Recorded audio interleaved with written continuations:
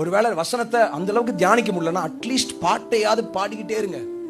உங்களுடைய கார்கள்ல, உங்களுடைய வீட்டுல ஏதாவது பாட்டு ஓடிக்கிட்டே இருக்கட்டும். Let some good presence filled songs உங்களுடைய வீட்டுல ஓடிட்டே இருக்கும். என்ன பண்ணுனா உங்களுடைய எண்ணத்தை ஆல்டர் பண்ணிட்டே இருக்கும். என்னை தேற்ற ஒருத்தர் இருக்கிறாருப்பா, எனக்கு கரத்தை கொடுக்குற ஒருத்தர் இருக்கிறாருப்பா அப்படின்னு கேட்டுட்டே இருந்தீங்கன்னா போதும்.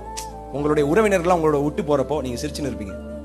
உங்க ஃப்ரெண்ட்ஸ் எல்லாம் பேக் பைட் பண்றப்போ, பேக் ஸ்டாப் பண்றப்போ நீங்க சிரிச்சிட்டு இருப்பீங்க. ஏன்னா தாயை விட மேலான அன்பு செலுத்துறவர் ஒருத்தர் இருக்கிறாருன்னு வேதம் எனக்கு சொல்லி. தாய் மறந்து போலாம், ஆனா உங்களை நேசிக்கிற ஒரு தேவன், அவர் உங்களை மறக்க மாட்டாரு.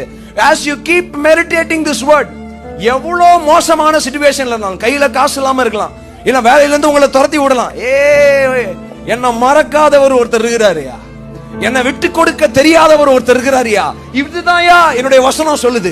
இத நீங்க மனசுல வச்சு தியானம் பண்றப்போ எந்த வார்த்தையும் நீங்க உள்ளேயே விட மாட்டீங்க. You have a choice. நீங்க எந்த சாய்ஸ்ல எதை நீங்க உள்ள விடுகிறீங்க, what you allow inside, what you let inside. வார்த்தையை நீங்க உள்ள அலோவ் பண்ணுங்க.